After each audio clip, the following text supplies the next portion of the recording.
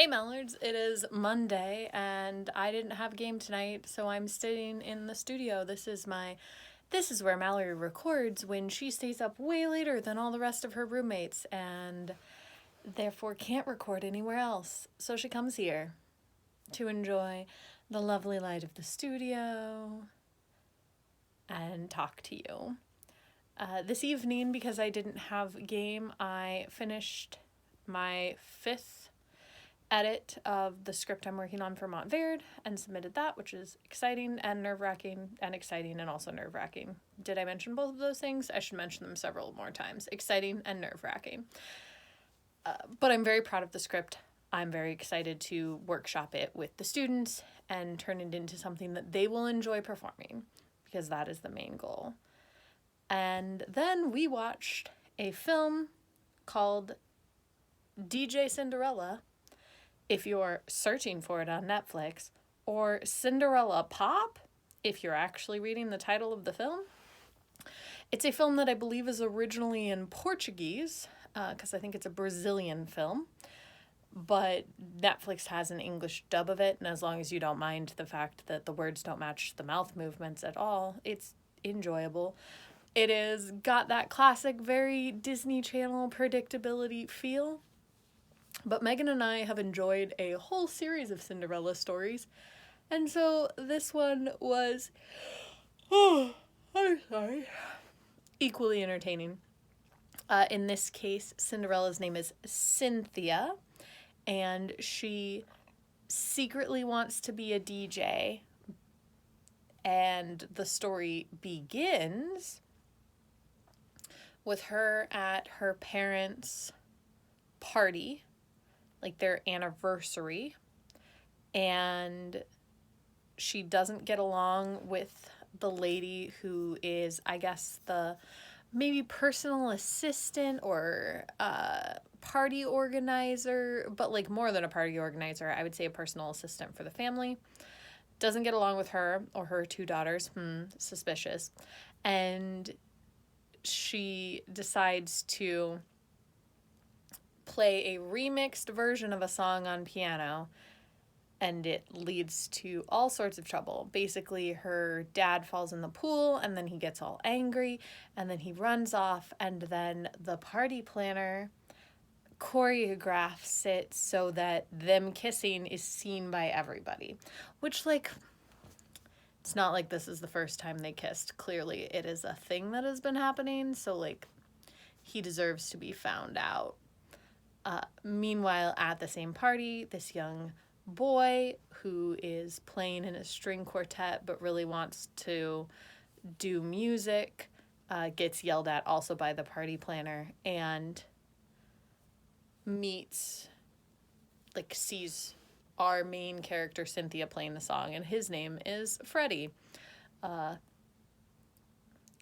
And you get voiceover narration from the two of them, like their perspective of the party, which was kind of fun. And a little bit of like, this is what I should have said, but what I actually said was this, which was really fun. It does sort of bum me out that mechanic, which I thought was unique and kind of cool, doesn't continue on for the rest of the film. Like, I actually found myself wishing that there was more voiceover, which is something that I don't wish for very often because voiceover is often not necessary, but I wish that it had happened a little bit later, that I could have had that like two perspectives, rewind, and a little bit of the voiceover. But we immediately fast forward 2 years, because this film, although it could take place over like a single weekend, actually takes, I think, like 5 years maybe from beginning to end. But we fast forward 2 years.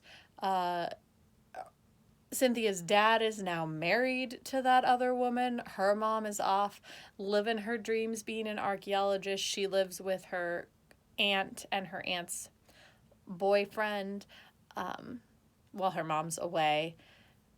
she has those two stepsisters. Her dad, like, seems to want to really reconnect with her, but also is still a total jerk. And obviously her stepmom is evil because this is Cinderella.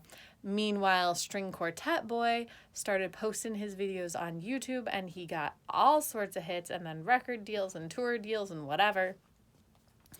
And now he is Freddie Prinze, the, like, #1 name in love songs. Oh my goodness. And as I'm sure you can predict, she ends up DJing a party that he is playing at, and she takes one of his songs, which she doesn't like because they're romantic, and she's the girl whose dad cheated on her mom, so she doesn't believe in love. Not that she's actually a romantic, because that would be an actual choice that people would have to make, but she is instead just disillusioned with love, and then she rediscovers that love is the true answer at the end, because that's how all of these stories work. Anyway, I'm not bitter. But she doesn't like his songs because they're all romantic songs, but she's forced to play one at this party because everybody there is a big fan of his and he's going to play, so she remixes it, and naturally he loves it. And they talk, and she's like, I don't like this song. I don't like Freddie Prinze's music. I think he's overrated. And he's like, oh, really? Well, I'm Freddie Prinze. And then she's like, oh, great. Okay, whatever. And then she's like, I really gotta go because it's midnight. So, like, goodbye. And leaves one of her Converse behind. My favorite part of the story, for sure, is the fact that everyone wears Converse. He's wearing Converse at that party, and the party organizer, our evil stepmother, gets mad at him for wearing Converse and not wearing respectable shoes. And Cynthia's like, whatever, just let him wear those shoes. And then she's wearing Converse when she's the DJ. She leaves one behind. And even the evil stepsisters have some really cute Converse. Like, there are just a lot of different pairs of really cute Converse in this show, and I maybe want most of them. That's a big selling point for the show. Lots of Converse.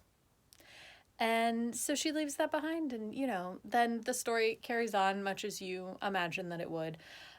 As I said, the narration doesn't come back, which is a bummer.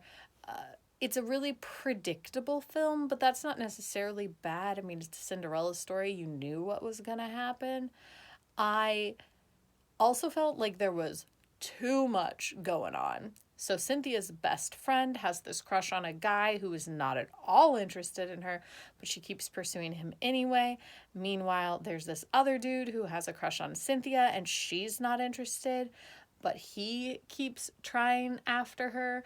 The stepsisters have their own drama in between each other where they don't like each other, and obviously the stepmother is, like, mean to one of the sisters more than the other. The dad's, like, away on business, but he's got his own drama. There's some sort of thing at the school where these guys invented an app for cheating, and so they ban everyone's cell phones. So there's drama about Cynthia not being able to call her mother because her mother's 12 hours away. So, like, the only time she can call and talk to her is during school, which is ridiculous because she would also be able to call her at 6 o'clock in the morning before school starts, and it would be 6 o'clock in the evening where her mother is. Or she could call her at 10 o'clock at night when it would be 10 a.m. Like, there are a lot of non-school hours that she could call someone who's 12 hours different than her. And in fact, if she's really 12 hours different and she's calling her during school hours, she's calling her mostly in the middle of the... Anyway, we're not here to poke holes in the logic of this film. We're just here to accept the fact that for some reason, her mother can only talk to her when it's midnight local time. It's fine. Anyway, so there's a whole drama about that. Then there's also Freddie Prinze, which is the singer, his best friend, and Cynthia's best friend have, like, a little bit of a thing. Not a thing,